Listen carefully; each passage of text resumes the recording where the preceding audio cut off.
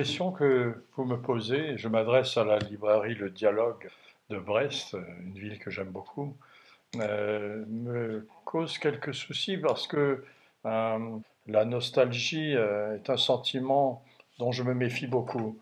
Et je me méfie également de ce qu'on appelle la mémoire. M'opposerai peut-être un peu à ce que disait Marcel Proust lorsqu'il disait qu'il n'y a pas d'imagination, il n'y a que de la mémoire.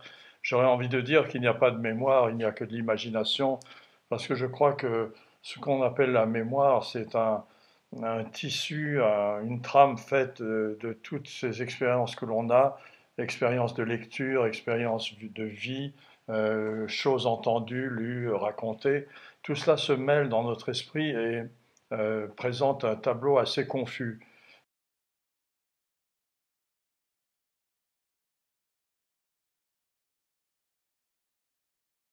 Je ne pense pas avoir écrit des livres de mémoire. Peut-être que d'une certaine façon, c'est en les écrivant que je en fais de la mémoire. Je pense que c'est ce que je raconte, c'est plutôt de l'ordre du conte, c'est-à-dire que j'ai envie de raconter une histoire à laquelle je suis mêlé, mais en la racontant, je m'en distancie et je la rends non pas objective, mais je la rends tolérable, acceptable, parce que la mémoire est souvent assez difficile à accepter.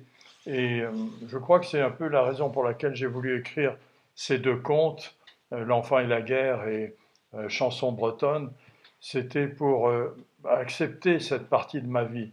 La première partie, qui vient en deuxième dans l'ordre des récits, c'est mon enfance en confinement total dans un village de l'arrière-pays niçois, où nous nous cachions parce que nous étions des citoyens britanniques du fait de mon origine mauricienne et que donc nous étions susceptibles d'être déportés par les Allemands, l'armée nazie qui était en train d'envahir le sud de la France. Le premier récit, Chanson bretonne, est inspiré par euh, cette, euh, cette sorte d'angoisse que m'a causée la Bretagne quand j'y suis revenu à l'âge adulte et que j'ai découvert que la langue bretonne que j'entendais partout avait complètement disparu. On ne l'entendait plus. Je l'entendais autrefois partout, les enfants s'interpellaient en breton dans la rue, sur le port, ils nous parlaient en breton à mon frère et à moi. Mon frère, qui est un peu plus âgé, a appris parfaitement la langue bretonne. Pour moi, ça a été plus difficile mais je pouvais parler en breton et je ne le peux plus maintenant. Et quand j'essaie de m'aventurer à parler le breton avec des gens, ils ont un réflexe de méfiance en se demandant pourquoi je leur parle dans cette langue, comme si c'était une agression de parler cette langue. Je regrette beaucoup parce que la langue bretonne est une langue tout à fait étonnante, surtout dans la syntaxe qui utilise des temps pour les verbes, qui utilise des concepts qui décline les prépositions. Enfin, il y a une richesse linguistique dans la langue bretonne et elle a disparu complètement au profit de la langue française, qui est une belle langue, qui est la langue dans laquelle j'écris, mais qui ne manie pas du tout les mêmes idées et les mêmes sentiments. Donc, j'écris ces deux textes, je crois, pour non pas m'exonérer, mais pour me guérir de ce sentiment qui pourrait pousser à la nostalgie, à la réflexion un peu banale de dire ah c'était mieux dans mon enfance.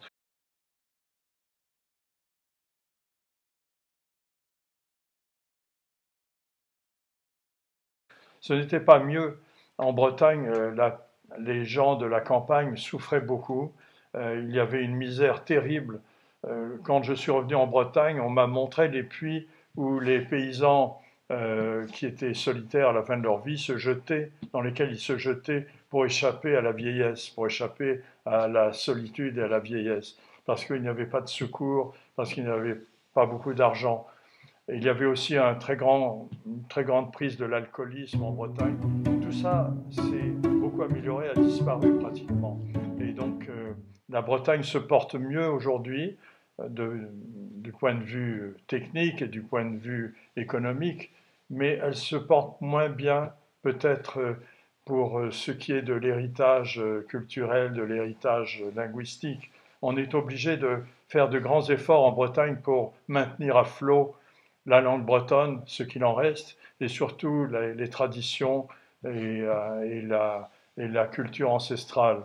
Et je ne parle pas de la religion, parce que la religion, c'est un tout autre domaine. Je parle simplement de l'imprégnation culturelle qui existait en Bretagne et qui faisait qu'un agriculteur avait une richesse intérieure tout à fait surprenante et que tout cela a été malheureusement remplacé par une sorte de culture unique, de culture dominante qui se fait très souvent par le truchement de la télévision ou de l'Internet. Donc il y a un combat à mener et je soutiens tous ceux qui participent à ce combat.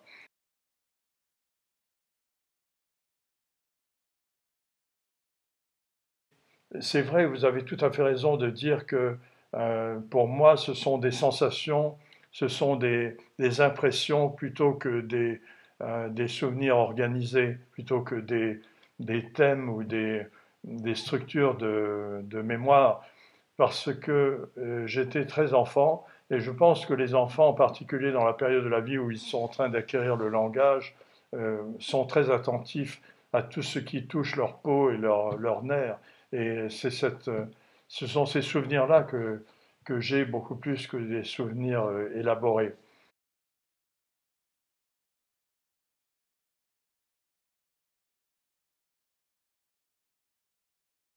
J'ai rappelé à mes enfants que je suis né confiné. Quand je suis né, la guerre était là et nous n'avions pas le droit de sortir, mon frère et moi. Nous étions enfermés dans un petit appartement dans un village de l'arrière-pays niçois où nous nous protégions des dangers extérieurs. Et j'ai donc parcouru ces 6 premières années de ma vie avec le sentiment que dehors c'était dangereux, que dehors on pouvait perdre la vie. Et des gens que j'ai connus sont morts dans cette situation-là. Et donc, vous parlez de Mario, ce garçon dont j'ai un souvenir très vif et qui a explosé avec sa charge d'explosifs avec laquelle il devait détruire un pont. Je le vois encore, je le sens encore, je vois son regard, je sens encore sa présence. Donc, je crois qu'il y a ces sentiments très violents de la vie, des dangers de la vie. Et la période de confinement que nous avons vécue m'a rappelé cette période-là, mais d'une façon, je dirais, assez atténuée, et en tout cas très organisée. Et puis, je suis un adulte, et comme chacun sait, les adultes sont les grands survivants dans les guerres. Ce sont les enfants qui sont détruits, ce ne sont pas les adultes.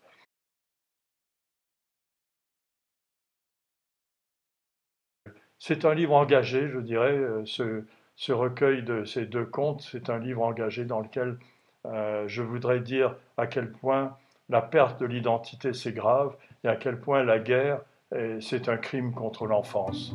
Je vous remercie et j'espère vous rencontrer à Brest un jour. À bientôt.